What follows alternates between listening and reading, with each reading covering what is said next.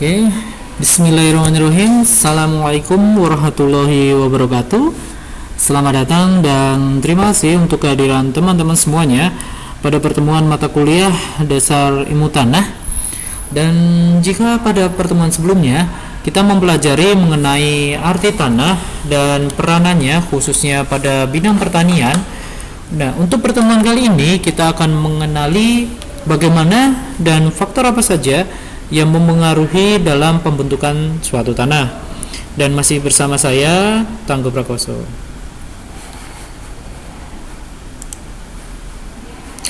Dalam pertemuan kali ini akan ada beberapa hal yang akan menjadi pembahasan kita.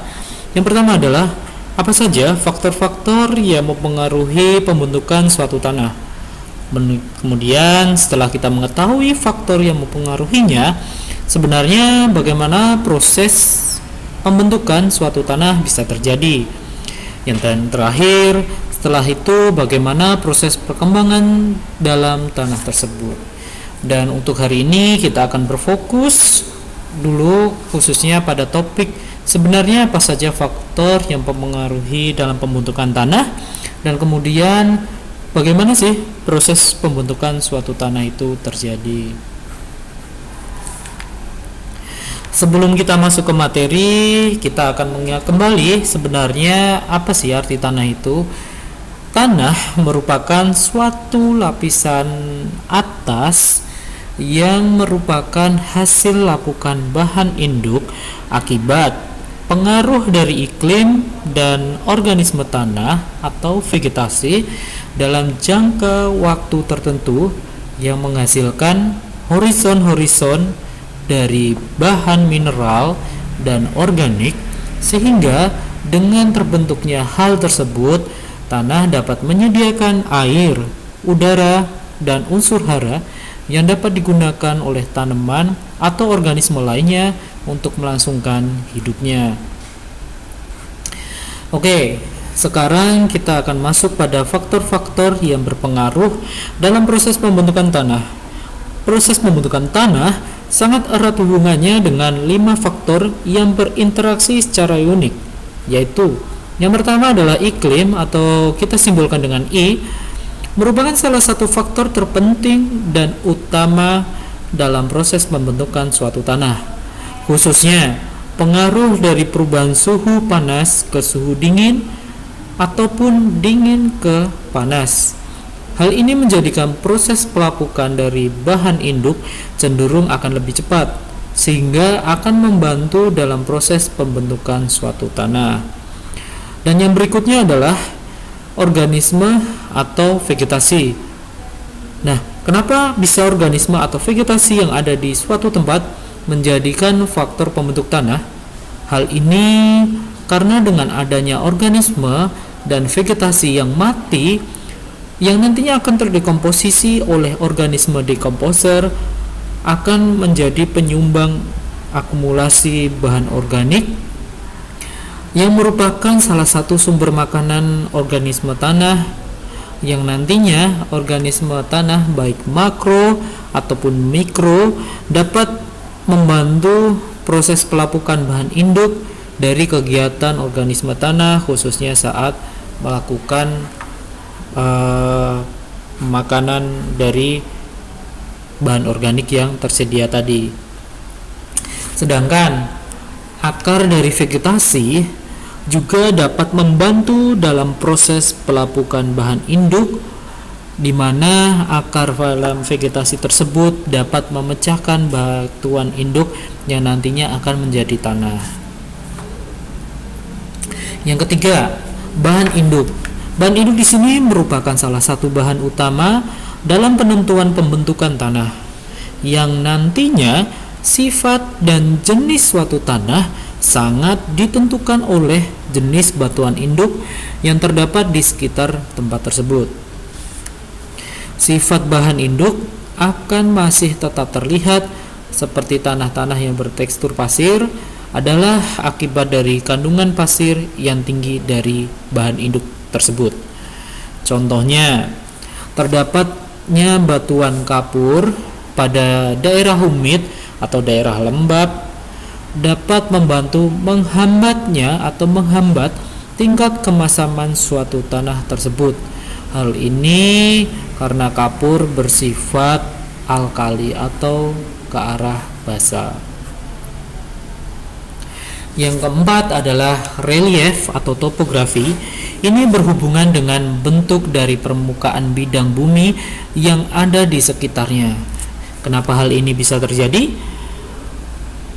Karena dengan relief tanah ini atau topografi ini dapat membantu dengan gerakan air. Dengan bantuan air ini, maka dapat membantu dalam proses pelapukan. Selain itu, dengan adanya topografi, khususnya kelerengan yang curam, maka hal ini dapat menyebabkan terjadinya perpindahan suatu komponen tanah ke tempat yang lain, atau biasa yang kita kenal dengan erosi. Dari berpindahnya tanah tersebut, maka dapat mempengaruhi tebal tipisnya solum suatu tanah atau lapisan tanah, kemudian banyaknya atau sedikitnya bahan organik tanah, warna tanah, unsur hara, dan lain sebagainya. Dan yang kelima adalah waktu. Tanah merupakan suatu benda alam yang selalu berubah seiringnya waktu. Berubah di sini adalah karena terjadi proses pelapukan untuk setiap waktunya, ataupun pencucian yang terus-menerus karena adanya gerakan air itu tadi, sehingga dalam kurun waktu tertentu dapat membantu terbentuknya suatu tanah yang baru. Sehingga secara fusional dapat dibuat sebuah persamaan di mana tanah dipengaruhi oleh iklim, organisme atau vegetasi, bahan induk, relief atau topografi, dan waktu. Menurut Harji Wigeno tahun 1987 membuat salah satu keterkaitan faktor-faktor tersebut dengan pembentukan tanah. Nah, apa saja itu? Yang pertama adalah di mana organisme terdiri dari adanya vegetasi dan hewan dalam proses pembentukan tanah. Kemudian kita beralih ke iklim, terdapatnya curah hujan dan perubahan suhu dalam proses pembentukan suatu tanah. Yang berikutnya adalah relief. Hal ini berkaitan dengan ketinggian lereng atau kemiringan lereng serta dalamnya air tanah atau kandungan air tanah yang membantu dalam pergerakan air tanah tersebut. Kemudian adalah bahan induk. Bahan induk di sini menyebabkan pengaruh dari terbentuknya tanah dari sifat kimia maupun fisikanya. Yang berikutnya adalah pengaruh waktu. Hal ini berhubungan dengan tingkat perkembangan suatu tanah dari tanah muda, dewasa, dan tua. Dan hal ini akan kita bahas di pertemuan berikutnya. Nah, bagaimana sih proses pembentukan suatu tanah? Oke. Suatu tanah memiliki suatu lapisan dan sifat yang berbeda-beda di setiap tempatnya. Ada yang terdiri dari lapisan liat, lempung, debu, pasir, ataupun dan sebagainya. Sedangkan pada suatu tempat bisa saja cuma terdapat lapisan liat saja. Hal ini dikarenakan yang pertama adalah adanya pengendapan dalam tanah secara berulang-ulang oleh genangan air tadi, sehingga dengan pengendapan akan terbentuk suatu lapisan tanah yang baru. Berikutnya adalah yang kedua, karena adanya perbedaan bahan pembentuk tanah yang berasal dari bahan induk. Karena sebelumnya kita bahas juga, untuk sebelumnya bahan induk akan mempengaruhi sifat dan kesuburan suatu tanah. Karena bahan induk di sini memiliki arti merupakan suatu bahan atau batuan yang belum mengalami pengaruh lingkungan seperti pelapukan di suatu bahan itu berada atau di tempat bahan itu berada. Oke, menurut Jenny dan Wilding menyatakan bahwasanya iklim merupakan faktor primer pengendali dalam pembentukan suatu tanah. Oke. Sempat kita bahas mengenai faktor waktu yang nantinya akan berpengaruh pada proses pengembangan suatu tanah dari tanah muda, dewasa, dan tua. Akan tetapi, hal ini juga dipengaruhi oleh keadaan iklim. Yang pertama adalah seperti kekeringan dan adanya erosi, yang mana kekeringan dan erosi ini akan dapat menghambat yang namanya adalah perkembangan suatu tanah. Karena yang kita ketahui yang pertama itu adalah air sangat berpengaruh dalam proses pelapukan tanah atau pembentukan tanah. Selain itu, jika sudah terjadi pelapukan, seringkali komponen tanah hilang karena komponen tersebut berpindah atau yang biasa kita sebut dengan erosi. Maka perkembangan suatu tanah akan terhambat oleh faktor tersebut. Sehingga proses pengembangan tanah ini tidak hanya dapat kita lihat dari umur tanah yang akan kita lihat atau amati, tetapi juga dilihat dari tingkat perkembangan horizon tanah yang terbentuk. Nah, di sini merupakan salah satu urutan contoh urutan horizon tanah atau lapisan tanah yang kita dapatkan.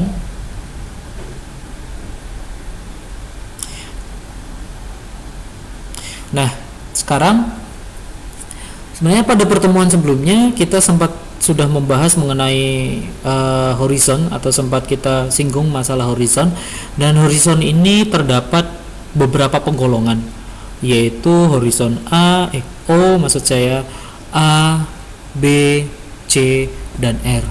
Nah, apa sih horizon O, A, B, C, dan R itu? Yang pertama adalah horizon O, di mana horizon ini merupakan horizon yang paling banyak mengandung bahan organik, di mana bahan organik ini berasal dari proses dekomposisi atau suatu proses penguraian dari sisa makro maupun mikroorganisme ataupun vegetasi yang berada di sekitarnya. Oleh karena itu, horizon O ini terdapat pada lapisan yang paling atas, karena suatu kegiatan atau makhluk hidup khususnya organisme ataupun vegetasi lebih banyak berada di atas permukaan tanah, sehingga ketika mereka mati dan mengalami dekomposisi maka akan terkumpul pada lapisan paling atas dan membentuk horizon O ini. Berikutnya adalah horizon A. Horizon ini merupakan horizon yang terbentuk karena adanya campuran bahan organik yang ada di horizon O itu tadi dan bahan mineral atau tanah, yang sering disebut dengan horizon eluviasi atau horizon yang sering mengalami pencucian. Nah, pencucian di sini yang dimaksud adalah karena adanya gerakan air yang mengalir di bagian horizontal itu tadi, sehingga dengan adanya gerakan air itu maka banyak komponen tanah yang ikut mengalir bersama dengan air sehingga mengalami pencucian. Nah, pencucian di sini bisa mengalami kehilangan bahan organik, unsur hara, komponen komponen tanah yang lainnya. Nah, selain itu adanya horizon A ini atau tercampurnya bahan organik yang ada di horizon O dan bahan mineral tanah, hal ini biasa sering dikarenakan adanya suatu pengolahan tanah yang intensif, di mana pengolahan tanah tersebut terjadi pembajakan, di mana untuk lapisan yang paling atas akan dibalik menjadi di bawahnya, dan kemudian lapisan yang di bawahnya akan menjadi di atas. Oleh karena itu terjadinya campuran antara bahan organik dan bahan mineral. Yang ketiga adalah horizon B, di mana horizon ini merupakan horizon yang biasa dikenal dengan horizon eluviasi. Nah, jika kita kenal di horizon A ada proses horizon eluviasi atau pencucian, jika di horizon B maka ada eluviasi atau penimbunan. Nah, penimbunan di sini yang dimaksud adalah berasal dari bahan-bahan yang tercuci di atasnya karena adanya pencucian itu tadi. Nah, ketika ada gerakan air di atas atau secara horizontal yang mengalami pencucian itu tadi, maka ada pula air yang mengalami atau diserap oleh air dan turun secara vertikal. Nah, dari gerakan vertikal ini tadi, maka ada penimbunan bahan-bahan yang tercuci atau akibat pencucian sebelumnya tadi ke dalam tanah. Nah, biasanya pencucian ini mengandung apa? Yang pertama adalah bisa bahan organik, unsur-unsur hara seperti Fe, Al, ataupun komponen tanah seperti liat, pasir, dan lain sebagainya. Yang keempat adalah horizon C, di mana horizon ini merupakan horizon pencampuran bahan induk yang belum terkelapuk dengan bahan induk yang sudah mulai mengalami suatu pelapukan. Yang berikutnya, yang terakhir adalah horizon R, di mana horizon ini merupakan horizon yang paling banyak terdapat bahan batuan induk yang belum terjadi pelapukan. Nah, biasanya horizon R ini biasa kita kenal dengan horizon batuan keras.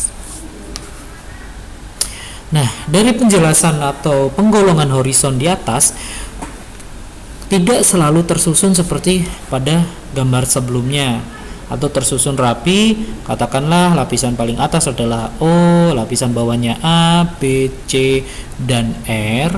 Karena hal ini akan tetapi bisa saja suatu tanah hanya terdapat horizon A, B, maupun langsung R. Nah, tanpa adanya horizon O ataupun horizon C. Nah, hal ini tergantung dari keadaan suatu tanah itu sendiri. Selain itu, karena adanya pengaruh dari faktor pencucian oleh air, karena kita ketahui air merupakan salah satu faktor terpenting dalam suatu pelapukan atau pembentukan tanah. Kemudian ada suhu juga, dan hal tersebut dapat memengaruhi yang namanya sifat dan susunan horizon yang terbentuk pada tanah, khususnya jika terjadi penimbunan atau pencucian atau yang biasa disebut dengan eluviasi dan iluviasi pada khususnya di horizon A dan B. Oleh karena itu, penting adanya tanaman khususnya penutup tanah untuk mengurangi adanya pencucian oleh air ataupun perpindahan komponen karena adanya erosi itu tadi. Nah, sebagai contoh, kita ambil contoh horizon O hanya dapat kita temukan atau paling banyak kita temukan yaitu pada tanah hutan yang masih belum digunakan untuk kegiatan pertanian. Karena itu tadi pengolahan tanah yang masih belum intensif. Mungkin itu saja yang bisa saya sampaikan terkait dengan materi kali ini. Kurang lebihnya mohon maaf. Jika masih ada yang bingung, silahkan ditanyakan dan bisa kita lakukan diskusi terkait dengan hal ini. Dan terima kasih untuk perhatiannya. Bila taufiq wal hidayah. Assalamualaikum warahmatullahi wabarakatuh.